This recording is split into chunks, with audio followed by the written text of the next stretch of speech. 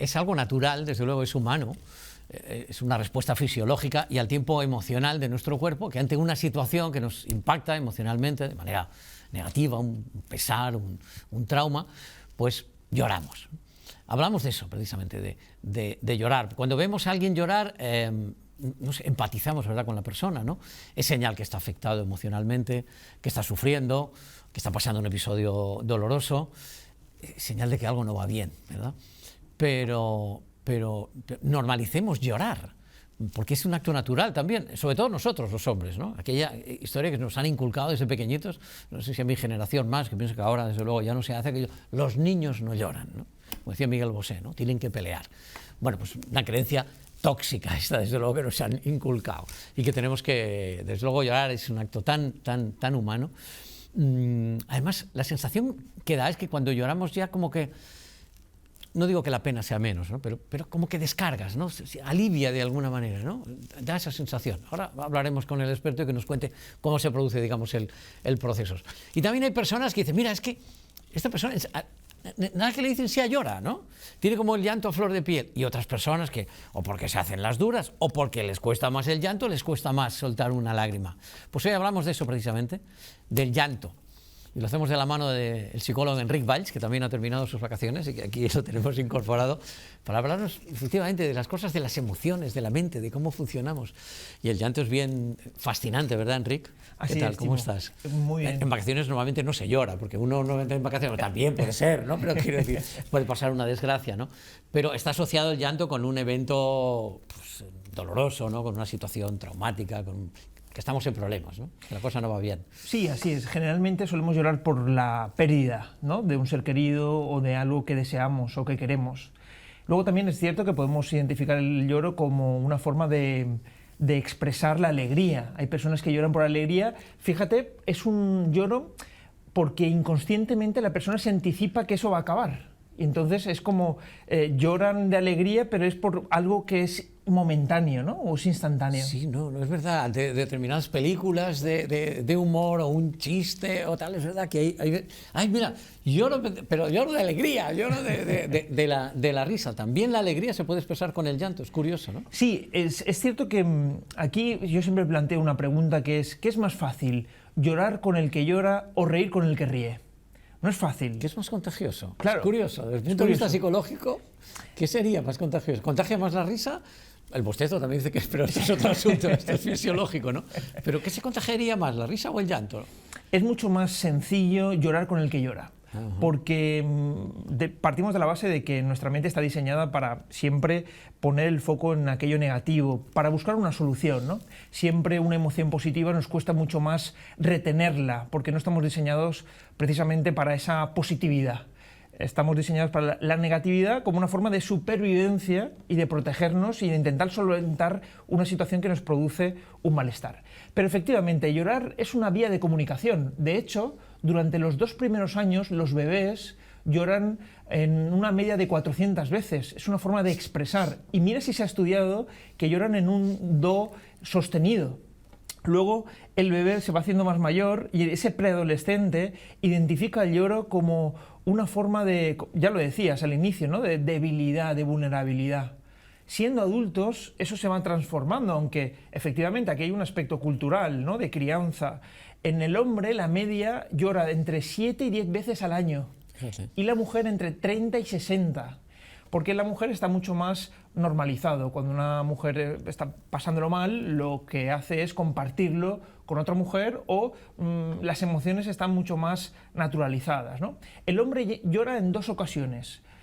Estoy hablando desde los estudios y estoy generalizando, pero en 2 ocasiones es cuando se permite llorar o está socialmente más aceptado. Uno es cuando su equipo gana una copa, que normalmente ahí conecta y llora, de alegría o de todo eso que se ha reprimido. Los valencianistas hace mucho que no lloramos de alegría, es verdad, pero bueno, en este caso de emoción o de emoción positiva. ¿Y cuál sería, digamos, la otra? Y la otra es cuando ve a un héroe salvar la humanidad, es decir, entrega su vida para hacer un bien común. Cuando está viendo una película, ¿no?, y entonces ahí está el personaje principal que pues hace todo lo posible para salvar a la población, ¿no? Sin embargo, en los sepelios o en los duelos, digamos, estaría comprobado por los estudios también que las mujeres lloran más, y no sé si hay una predisposición, como tú decías, a ese compartir las emociones de una manera más normalizada, y nosotros los varones tendemos a ser más herméticos también, y yo creo que lo podemos experimentar todos en nuestro grupo de amigos. Un grupo de amigas hablarán de las cosas de la emoción, mientras que a los tíos nos cuesta más entrar en las emociones, pero ocurriría también en un sepelio, en un fallecimiento que vemos. A mí me ha impactado, y fíjate, como dices, algo cultural, primera vez que vi llorar a mi padre, porque claro, también esta cosa del valor generacional, ¿no?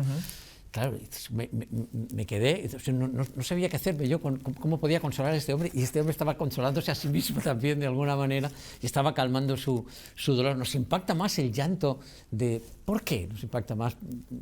¿O por qué cuesta más el llanto en el hombre? Habría también un componente, no sé, se me ocurre, si hay un componente, digamos, hormonal. No sé si la famosa testosterona nos hace que los hombres tengamos menos predisposición al llanto, o es una cuestión, como decías, digamos, más cultural. Es más bien una cuestión cultural, es decir, mira, me hace recordar un caso que atendí hace unos meses de un hombre, del padre de familia, que, bueno, estábamos tratando la pérdida de un ser querido, y él mismo me verbalizaba en sesión que ahí sí que era su espacio terapéutico para conectar con la emoción. Me decía, es que durante la pérdida de mi ser querido no lloraba porque no me lo podía permitir, porque no quería preocupar a mi familia, porque soy el tótem de la familia y porque en esos instantes no tocaba. Es una cuestión cultural, de crianza, ¿no? Quizá inconsciente. Qué mandato, ¿eh? Sí. Qué automandato tan potente. En esos instantes no tocaba, no lo podía permitir. Fíjate qué manera de expresar el dolor tan hacia adentro, cuando además entiendo que el llanto puede ser también terapéutico, nos alivia de alguna manera. Después de llorar parece que nos encontramos, ¿quién ha descarga pega? No sé, estoy como más descargado, estoy como mejor después de llorar, ¿no? Sí, llorar cura, llorar sana. De hecho, llorar nos ayuda a elaborar esas angustias, esos miedos o incluso ese dolor que nos ha generado la pérdida de un ser querido. De hecho, liberamos estrés, liberamos oxitocina, y además el llorar, si lo hacemos en ocasiones de forma acompañada, también es terapéutico, ¿no? De ahí esa frase de un hombro en el cual apoyarnos, ¿no? O llorar, ¿no? Es importante y hay que normalizarlo. Yo siempre lo digo, hay que conectar con la emoción. Siempre, generalmente nos han dicho que hay que conectar con la alegría, con la felicidad. Fíjate tú qué bien uno se encuentra, pero esas emociones que no estamos tan habituados, ¿no?, a conectar con ellas, también son importantes, son terapéuticas. Claro, aquí ya entramos en un mundo, porque quiero hablar de diferentes tipos de lloros o de llantos. Están las conocidas lágrimas del cocodrilo, que se utilizan como una forma de manipulación en la pareja o en la familia, ¿no? Una mamá que dice, es que fíjate tú, me vas a hacer a mí esto, como una forma de manipular, o en la pareja, ¿no? Alguien que dice, fíjate, el dolor que estás generando en mí, para generar en el otro un cambio que, en fin, uno lo está buscando. De hecho, las lágrimas de cocodrilo tienen su origen porque el cocodrilo, cuando está comiendo su presa, está soltando esas lágrimas, ¿no? Porque están conectadas con las lágrimas salivales, ¿no? Y entonces no es que el cocodrilo está llorando, pero de ahí está esa imagen, ¿no? Personas que utilizan el llanto como una forma de manipular. Por otro lado, tenemos el llanto, o esas personas que lloran por todo, quizá por un exceso de empatía. Personas que con ese sentimiento empático pues no pueden llegar a desconectar y viven ese sufrimiento ajeno. Pero luego tenemos personas que lloran por todo porque tienen una personalidad con características infantiles, en el que no ven solución o no saben cómo solventar esa situación. Entonces lloran a la mínima por todo, porque no ven esa salida, ¿no? Entonces es curioso, podemos identificar. O lo contrario, ¿no? Personas que no lloran en ningún momento. ¿Por qué? Porque tienen una angustia encapsulada, porque no se permiten. Yo siempre explico en consulta que las personas somos como edificios, y en ese edificio hay pisos. En ese piso es una vivencia, y a lo mejor no se han permitido conectar con esa vivencia, y entonces hay un bloqueo emocional. Y se me ocurre, Enrique, las personas que no lloran, porque no se permiten llorar, de alguna manera no están elaborando digamos, de manera saludable emocionalmente el duelo. Es decir, está como, esa agua emocional está como estancada y claro, eso puede generar, en fin, mayores problemas en un futuro. Hay que dejar, ¿no?, que esa emoción fluya. Por tanto, el llanto en ese sentido sería terapéutico, especialmente cuando hablamos de una pérdida, cuando hablamos de una situación traumática. Es verdad que hay personas, no sé, no habría una norma llorar, quiero decir, oiga, no, lo normal es que usted llore, como tú decías en los estudios. ¿Cuántas veces decías que lloraban los bebés? Durante los 2 primeros años hay una media entre 200 y 400 veces. 200 y 400 veces. Claro, por los papás esto es lo que pasa, pero claro, es su manera de expresarse, porque en este caso los bebés lloran porque demandan frío o hambre o atenciones o etcétera. Pero me pregunto, hay una categoría también, no sé si digo bien, estas personas altamente sensibles, ¿no? También esa categorización, ¿entraría estas personas, como tú decías, que lloran por todo, serían estas personas altamente sensibles que ante una noticia, no sé, en un medio de comunicación, aquí en la tele, una noticia, pues qué sé yo, empatizan de una manera muy intensa y les produce lloro, lo que, bueno, nos puede producir tristeza, pero esa falta, digamos, no sé si de control, ¿se puede controlar, por otro lado, también el llanto? Sí, aquí debemos de hacer como una clasificación, ¿no? Yo, en este sentido, hacemos como una clasificación de 2 tipos. Una es, efectivamente, por ese exceso de sensibilidad, es decir, y la sensibilidad no es mala, al revés, es una habilidad, porque eso nos ayuda a conectar con cierta creatividad, arte, etcétera, ¿no? Entonces, en ese sentido, hay un exceso de empatía, y en otro sentido es, como te comentaba, esas características infantiles en las que no sabe cómo afrontar eso. Y eso le genera una imposibilidad y una frustración, y entonces se activa esa emoción. Sí. Entonces, sí que es posible. ¿Cómo? Insisto, gastando la emoción. Hay que gastarla. Yo siempre lo digo, cuando uno tiene esa sensación o ese sentimiento de llorar, tiene que gastarla.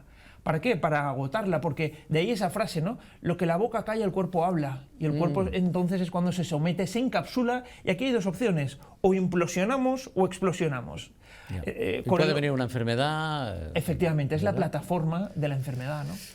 Y el origen de la enfermedad, más allá de la manifestación física o fisiológica, pudiera tener que ver con una mala gestión, en este caso, del llanto o de la emoción. Además, me han dicho que es fantástico también para los ojos llorar, también porque estas lágrimas, ¿verdad?, evitarían el ojo seco, etcétera, y nos vienen muy bien. Por tanto, nos encanta reír, pero también está bien que lloremos y que nos permitamos llorar. Me quedo con esa frase también de permitirse llorar, fíjate qué cosas. Gracias, Enric, por acompañarnos, un placer como siempre. Gracias, que lloremos poco, porque tal vez, o lo menos posible, porque tal vez es una manifestación, ¿verdad?, que no nos gusta. Pero bueno, cuando hay que hacerlo en compañía también, ¿eh? Esa idea que ha transmitido Enric de que empaticemos también con las emociones. Gracias por acompañarnos, un placer. A ti, Chimo.